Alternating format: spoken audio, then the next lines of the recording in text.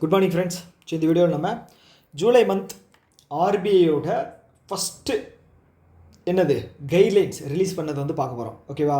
So இது வந்து ரொம்ப ரொம்ப முக்கியமான ஒரு கைட்லைன். ஏன் இவ்வளோ நாளுக்கு அப்புறம் இந்த கைட்லைன் வந்து நான் கொண்டு வந்திருக்கேன் டேரெக்டாக ஆர்பிஐயோட வெப்சைட்லேருந்து பார்த்தீங்கன்னா, ரீசெண்டாக பேட்டர்ன் வந்து சேஞ்ச் பண்ணாங்க இல்லையா, பிஓவோட பேட்டர்ன். இப்படி 35 கொஸ்டின் 60 மார்க்கா, 60 50 கரெக்டாக 50 தானே, 50 மார்க் தான். ஸோ அப்படி இருக்கும்போது வந்து பார்த்தீங்க அப்படின்னா 20 1 மார்க் கேட்பாங்க, 15 2 மார்க் கேட்பாங்க, என்னோடய கெஸ்.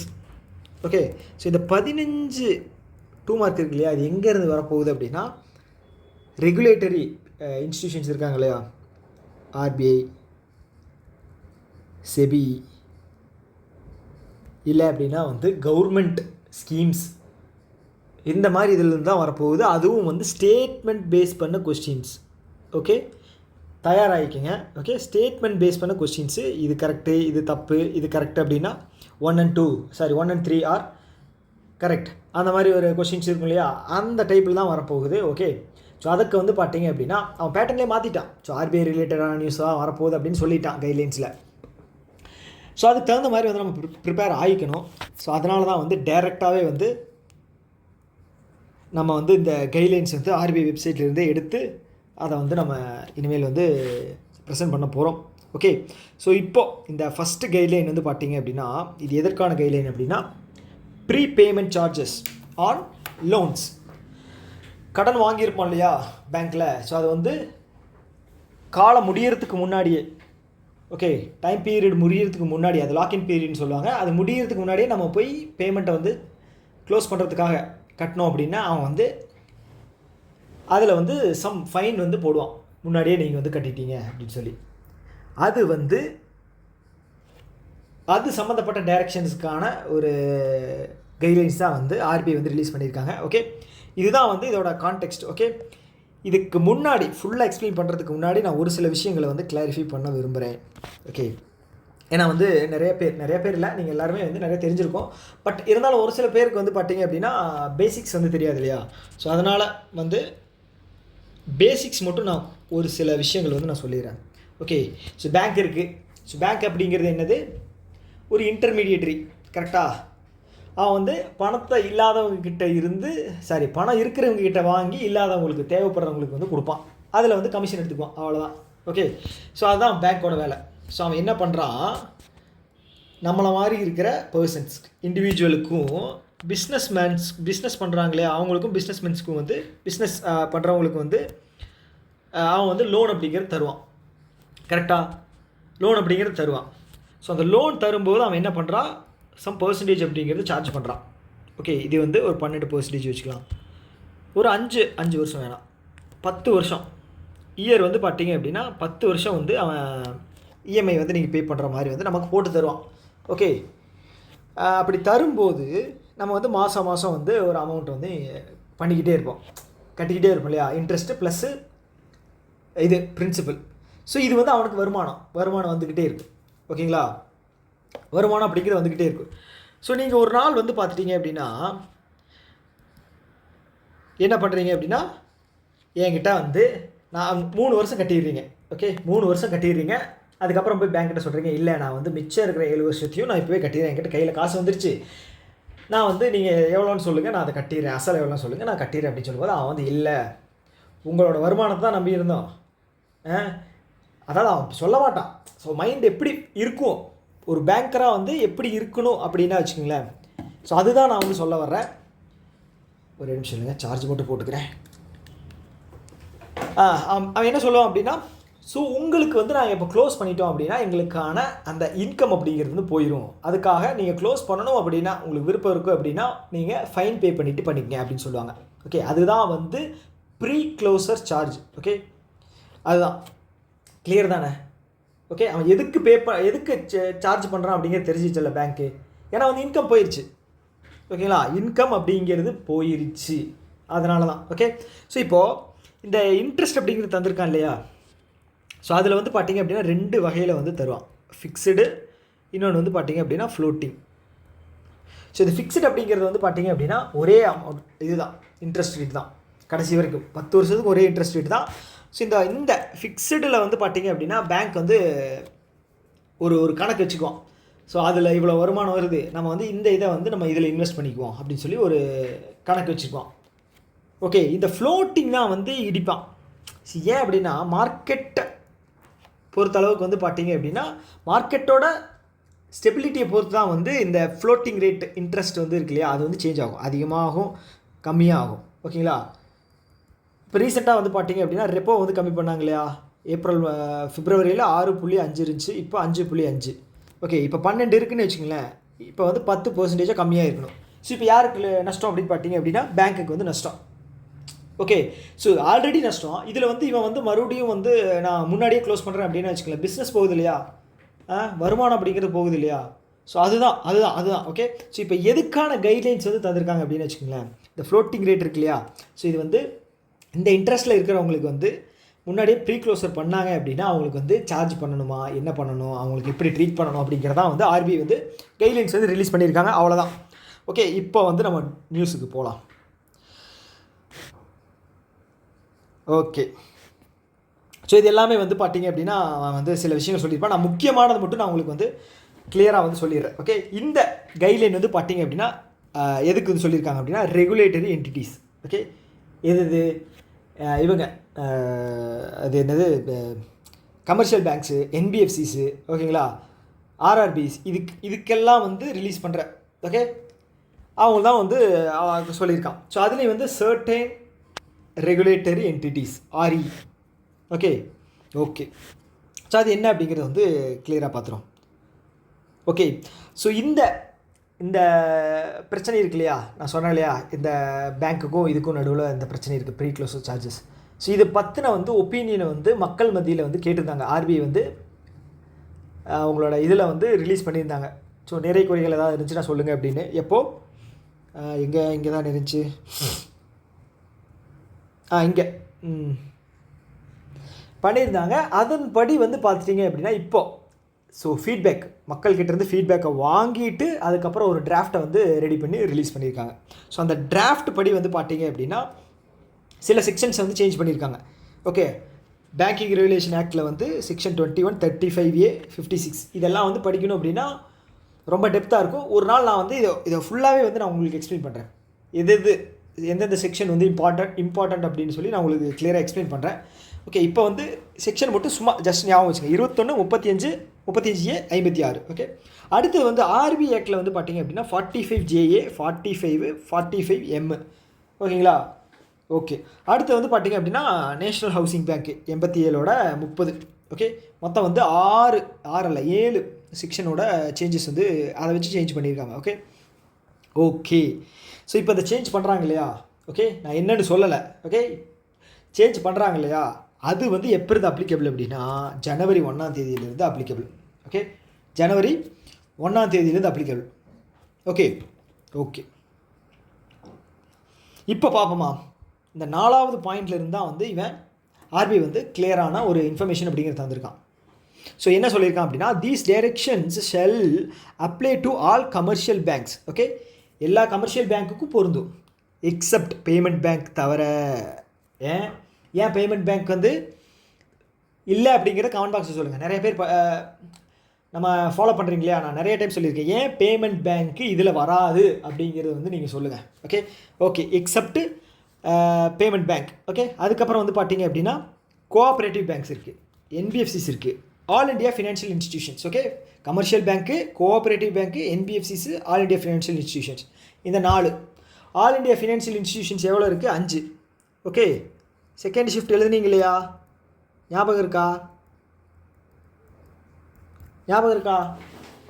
என்ன கேட்குறேன்னு புரியுதில்ல? ஸோ இதுக்கு எல்லாமே வந்து அப்ளிகபிள் அப்படிங்கிற மாதிரி சொல்லியிருக்காங்க. ஓகே, அவ்வளோதான், கிளியர். ஸோ அடுத்தது வந்து பார்த்தீங்க அப்படின்னா 5வது பாயிண்ட் என்ன அப்படின்னா, ஸோ இந்த டைரக்ஷன்ஸ் இருக்கு இல்லையா, இந்த ப்ரீ பேமெண்ட் சார்ஜஸ் டைரக்ஷன்ஸ் இது வந்து பார்த்தீங்கன்னா ஃப்ளோட்டிங் ரேட்டுக்கு மட்டும் அப்ளிகபிள் ஆகும் அப்படிங்கிற மாதிரி சொல்லியிருக்காங்க. ஓகே, ஃப்ளோட்டிங் ரேட்டில் யாரெல்லாம் லோன் வாங்கியிருக்காங்களோ ஓகே அவங்களுக்கு இது அப்ளிகபிள், அவங்களுக்கான டைரக்ஷன்ஸ் தான்ப்பா இது. ஓகே, அடுத்து வந்து பார்த்தீங்க அப்படின்னா ஓகே இந்த 5வதுல வந்து பார்த்தீங்கன்னா சப் பாயிண்ட்டாக ஒன்று வந்து தந்திருக்கான். அது என்ன அப்படின்னா இப்போ லோன்ஸ் வந்து கொடுத்துருக்காங்க இல்லையா, ஓகே, யாருக்கு? இண்டிவிஜுவலுக்கு லோன் தந்திருக்காங்க. எதுக்காக? பிஸ்னஸ் பர்பஸ் இல்லாமல் அதர் தென் பிஸ்னஸ். ஓகே, அப்படின்னா என்னது? ஹோம் லோன் பிஸ்னஸ் இல்லை, கார் லோன் பிஸ்னஸ் இல்லை, அதுக்கப்புறம் வந்து பார்த்தீங்க அப்படின்னா அது பேர் என்ன, பர்சனல் லோன் பிஸ்னஸ் கிடையாது.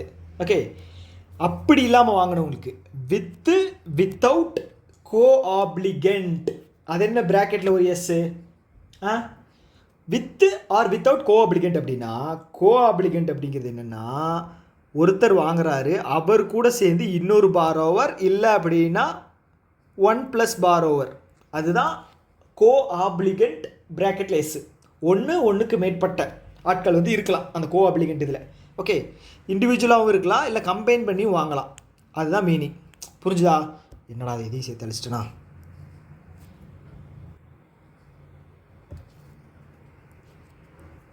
ஓகே,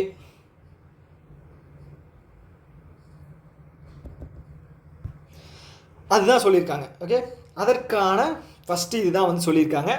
ஸோ இப்படி இந்த இண்டிவிஜுவல் இருக்காங்க இல்லையா, பிஸ்னஸ்க்காக வாங்காதவங்க. எக்ஸாம்பிள், நான் வந்து ஹோம் லோன் வாங்கியிருக்கேன், ஃப்ளோட்டிங் ரேட்டில் ஹோம் லோன் வாங்கியிருக்கேன். ஓகேங்களா, நான் வந்து 30 லட்சம் ரூபாய்க்கு ஹோம் லோன் வாங்கியிருக்கேன், ஃப்ளோட்டிங் ரேட்டில் 12%, 10 வருஷத்துக்கு வாங்கியிருக்கேன், 3 வருஷம் கட்டிட்டேன். அடுத்தது வந்து நான் வந்து என் கையில் வந்து பணம் வந்துருச்சு, நான் வந்து பேங்க்கிட்ட போய் நான் கட்டுறேன் அப்படின்னு சொல்லும்போது, பேலன்ஸ் அமௌண்ட் கட்டுறேன்னு சொல்லும்போது பழசு முன்னாடி வந்து சார்ஜ் பண்ணுவான். ஆனால் இப்போ என்ன சொல்லியிருக்காங்க அப்படின்னா, இப்படி வந்தால் RE shall not levy prepayment charges. Okay, இனிமேல் வந்து அப்படி வர்றவங்களுக்கு வந்து கொடுக்கக்கூடாது, அதாவது ஃபைன் வந்து போடக்கூடாது, சார்ஜ் பண்ணக்கூடாது அப்படின்னு சொல்லியிருக்காங்க. ஓகே, இது ஃபஸ்ட்டு. இனி செகண்ட் பாயிண்ட் என்ன அப்படின்னா, இப்போ லோன்ஸ் தந்திருக்கிறது பிஸ்னஸ் இருக்கு இல்லையா. ஓகே, நான் வந்து பிஸ்னஸ் ஸ்டார்ட் பண்ணுறேன் அப்படின்னு சொல்லி வாங்கியிருந்தேன். நான் ஃபஸ்ட்டு வந்து பிஸ்னஸ் இல்லாமல், அடுத்து வந்து பிஸ்னஸ் ஸ்டார்ட் பண்ணியிருந்தா. ஓகே, பிஸ்னஸ் வந்து நான் ஸ்டார்ட் பண்ணியிருந்தால், ஓகே, நான் இண்டிவிஜுவலாக இருந்து இல்லை அப்படின்னா, நான் ஒரு ஆல்ரெடி வந்து ஒரு MSc மைக்ரோ ஸ்மால் என்டர்பிரைசஸ் வந்து ரன் பண்ணிகிட்ருக்கேன். அந்த பேரில் வந்து பார்த்தீங்க அப்படின்னா நான் வந்து லோன் வாங்கியிருக்கேன் அப்படின்னு வச்சுக்கோங்களேன். அதே மாதிரி தான் இந்த கோஆப்ளிகண்ட் வந்து சொன்னேன் இல்லையா, ஒரு 4 பேர் சேர்ந்து, இல்லை 2 பேர் சேர்ந்து, 3 பேர் சேர்ந்து வாங்கியிருக்கோம். அப்படிங்கும்போது இதில் வந்து பார்த்துட்டிங்க அப்படின்னா சம் பேங்க்ஸ் மட்டும்தான் வந்து சார்ஜ் பண்ணக்கூடாது. ஓகே, அது யார் அப்படின்னா கமர்ஷியல் பேங்க்கு. அதுலேயும் ஓகே, கமர்ஷியல் பேங்க்கில் ஸ்மால் ஃபைனான்ஸ் பேங்க்கு கிடையாது, ரீஜனல் ரூரல் பேங்க் கிடையாது, லோக்கல் ஏரியா பேங்க் கிடையாது. ஓகே ஓகே, நல்லா தெரிஞ்சுக்கங்க. இந்த 3 பேங்க்கை தவிர கமர்ஷியல் பேங்க்கில் வர்ற எல்லாருமே, பேமெண்ட் பேங்க்கு கிடையாது, நான் ஆல்ரெடி சொன்ன மாதிரி கமர்ஷியல் பேங்க்கில் பேமெண்ட் பேங்க் இல்லை. இந்த 3 பேங்க்கு தவிர யாருமே வந்து பே பண்ணக்கூடாது, அதாவது சார்ஜ் பண்ணக்கூடாது. லோனை வந்து ரீபேமெண்ட் பண்ண வந்தால், பிஸ்னஸ் லோனை ரீபேமெண்ட் பண்ண வந்தால் இந்த கமர்ஷியல் பேங்க்ஸ் HDFC, SBI இவங்கெல்லாம் வச்சுக்கோங்களேன் பண்ணக்கூடாது.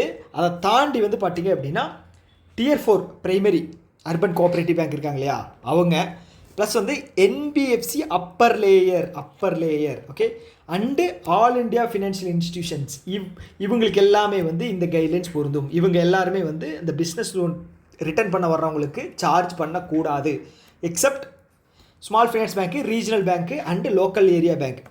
ஸோ இந்த விஷயம் வந்து ஏன் அப்படின்னா வச்சுக்கோங்களேன், ஸ்மால் ஃபைனான்ஸ் பேங்க்குக்கும், ரீஜனல் ரூரல் பேங்க்குக்கும், லோக்கல் ஏரியா பேங்க்குக்கும் ஏன் அப்படின்னா, இது எல்லாமே வந்து சின்ன பிஸ்னஸ் பண்ணக்கூடியவங்க, ஆல்ரெடி வருமானமே இல்லை, நாங்களே ஏதோ வந்து அப்பப்போ கிடைக்கிற வேலையை வச்சு நாங்கள் பொழைச்சிக்கிட்டு இருக்கோம், இதில் நீங்கள் இந்த அளவுக்கு வந்து ரெஸ்ட்ரிக்ஷன்ஸ் போட்டால் நாங்கள் என்ன பண்ணுறது அப்படின்னு சொல்லி கேட்டிருப்பாங்க இல்லையா, யார்? ஸ்மால் ஃபைனான்ஸ் பேங்க்கு இவங்களாம் கேட்டிருப்பாங்க. ஸோ அவங்களுக்கு மட்டும் சில இது வந்து ரெகுலேஷன்ஸ் வந்து இது பண்ணியிருக்காங்க. ஸோ அது என்ன அப்படின்னா, இப்போ இந்த small finance bank, regional rural பேங்க்கு, Tier 3 பிரைமரி கோஆப்ரேட்டிவ் பேங்க்கு, ஸ்டேட் கோஆப்ரேட்டிவ் பேங்க்கு, சென்ட்ரல் கோஆப்ரேட்டிவ் பேங்க்கு, NBFCஸில் மிடில் லேயர், ஓகேங்களா, மிடில் லேயர் அவங்க வந்து பார்த்துட்டிங்க அப்படின்னா 50 லட்சத்துக்கு உள்ளே இருக்கிற லோன்ஸ் மட்டும்தான். ஓகேங்களா, 50 லட்சத்துக்கு உள்ளே இருக்கிற லோன்ஸுக்கு மட்டும் நீங்கள் வந்து சார்ஜ் பண்ணக்கூடாது. 50 லட்சத்துக்கு மேலே போச்சு அப்படின்னா வந்து நீங்கள் சார்ஜ் பண்ணிக்கலாம்.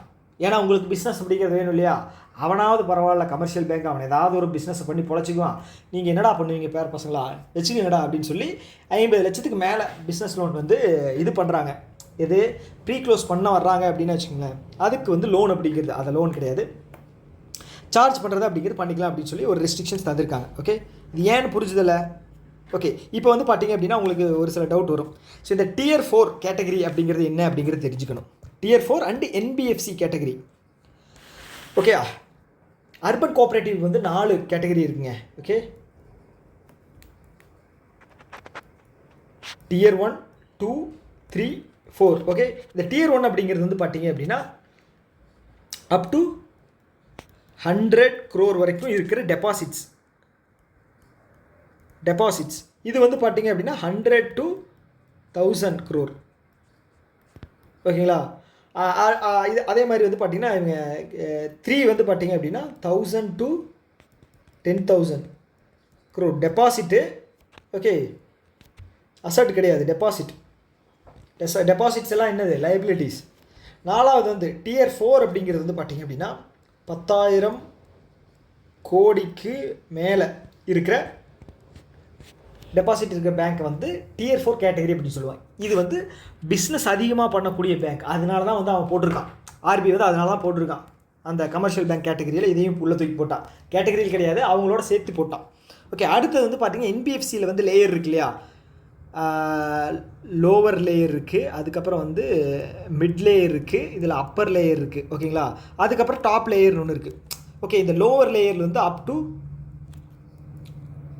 1000 crore இருக்கிற assets.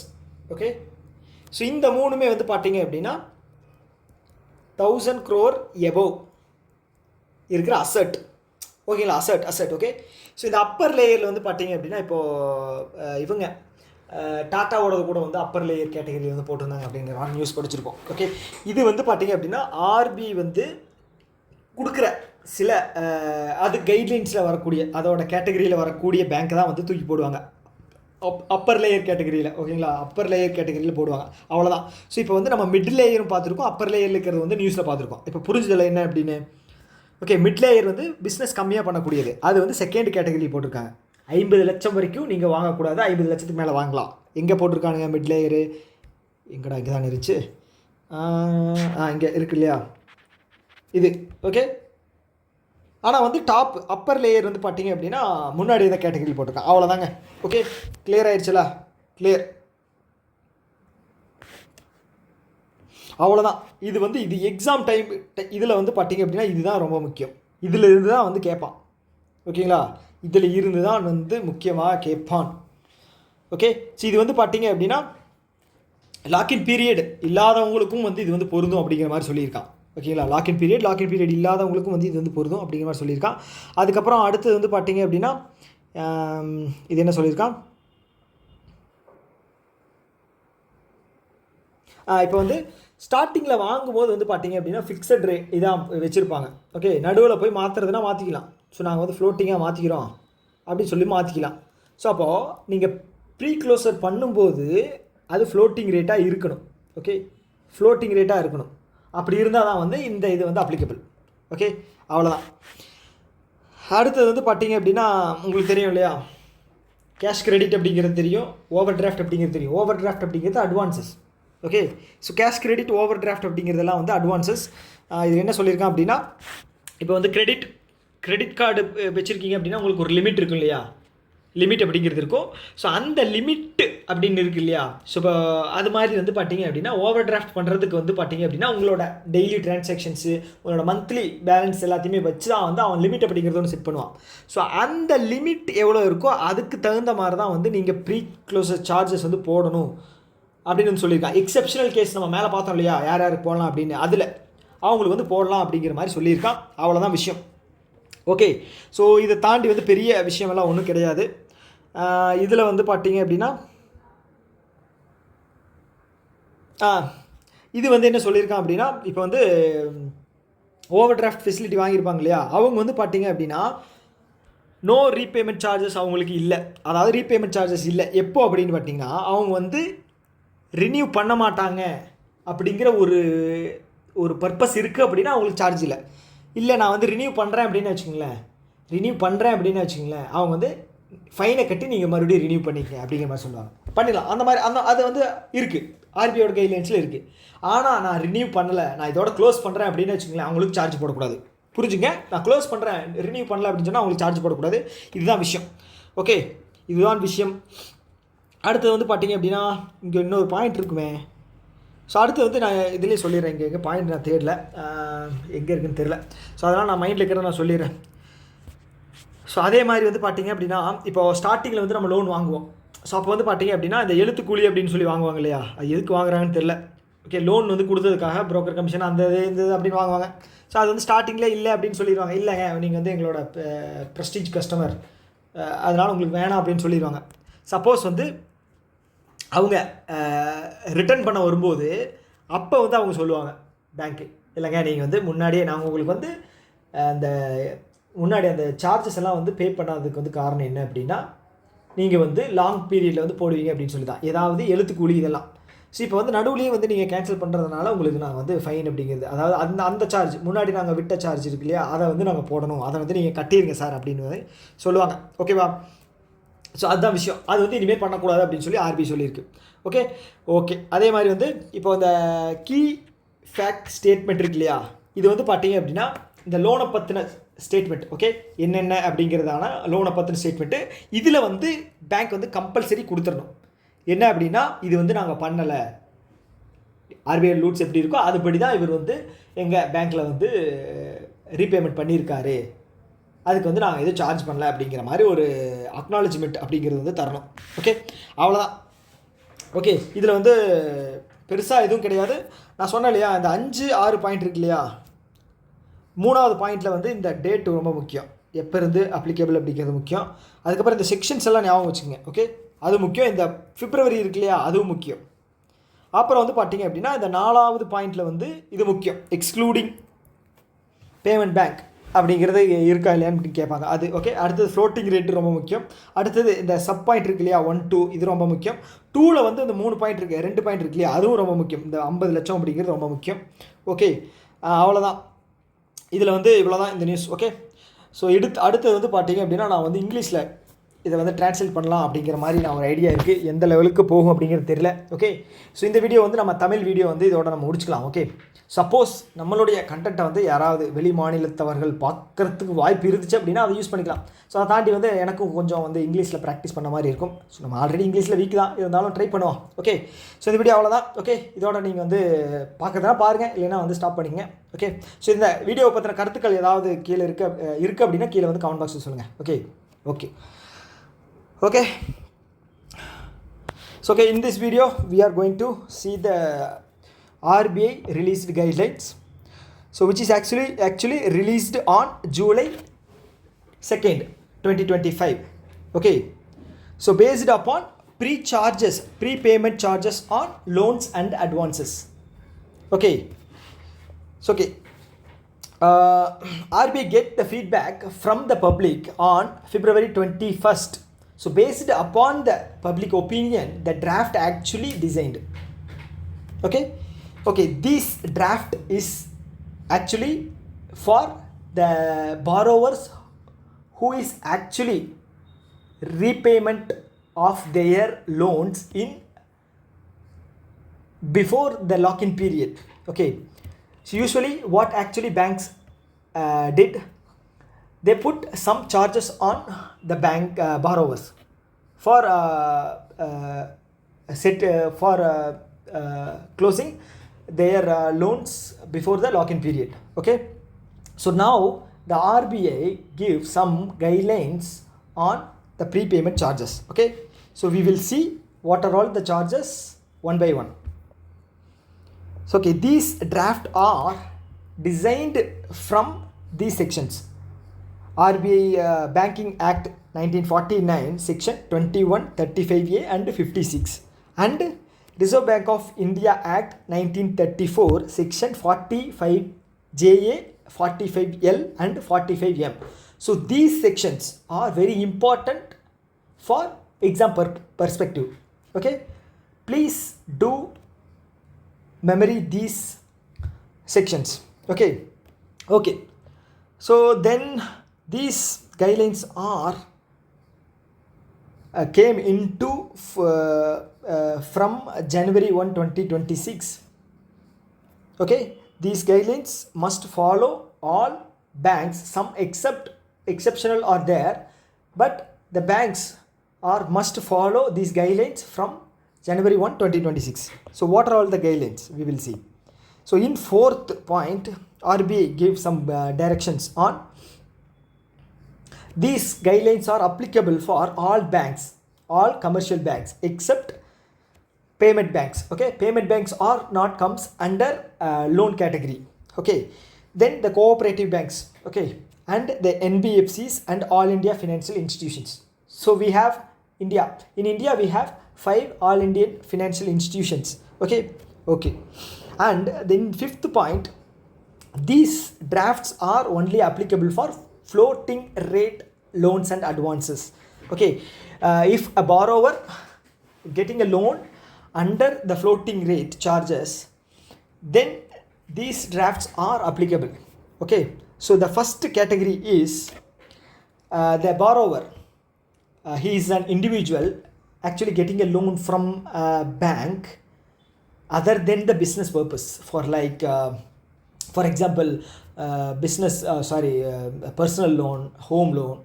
So these are apart from the business, individual get the loan from bank. Okay, so with or without co-obligant, with additional persons or more number of borrowers. Okay, for a single loan. Okay, for these loans, borrower want to close before the lock-in period. The bank should not put any charges on the loan. Okay, pre-closing charges on the loan. Okay, first point.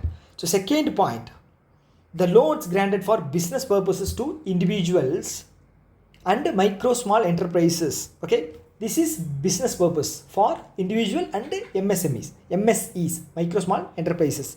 The same. Okay, these loans are comes under commercial banks excluding small finance bank and regional bank and local area bank. These are excluded from this category. Why? Because these are very small business making banks.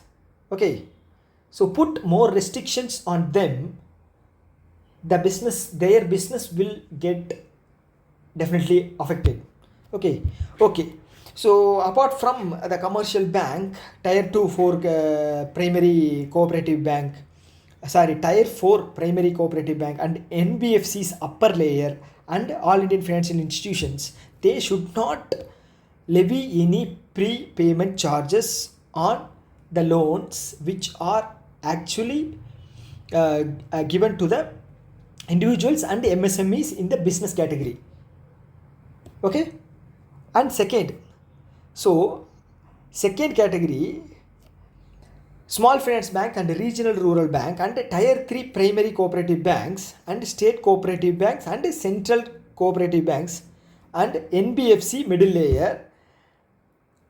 These banks are put charges on pre-closure payment once the payment exceed 50 lakh rupee. Okay, 50 lakh rupee. If the payment not exceed or below the 50 lakh, these guidelines are applicable for these set of banks. Okay, clear? Okay, so these are very important points as per exam point of view. Okay, so apart from these guidelines, some other guidelines are very important. So that are, if the loan actually get initially in fixed interest rate, if the person want to close the loan, the loan should be changed to floating rate. Then only consider the bank loan will be free from the prepayment charges. Okay. So apart from that, the overdraft facilities, the sanctioned limit, bank put some sanctioned limit on overdraft facility based upon the individual borrowers. Okay, the charges should not be exceed the sanctioned limit. Okay, so these are the very important point from the RBI guidelines. Okay, I hope this video will give you some insights. I will prepare next video very clearly, because this is a sudden decision from my side while taking this class in Tamil. Okay, so okay, I will put upcoming videos in a better explaining way. Okay, so okay, I hope this video will give you some information. We will see in next upcoming videos. Thank you, bye bye.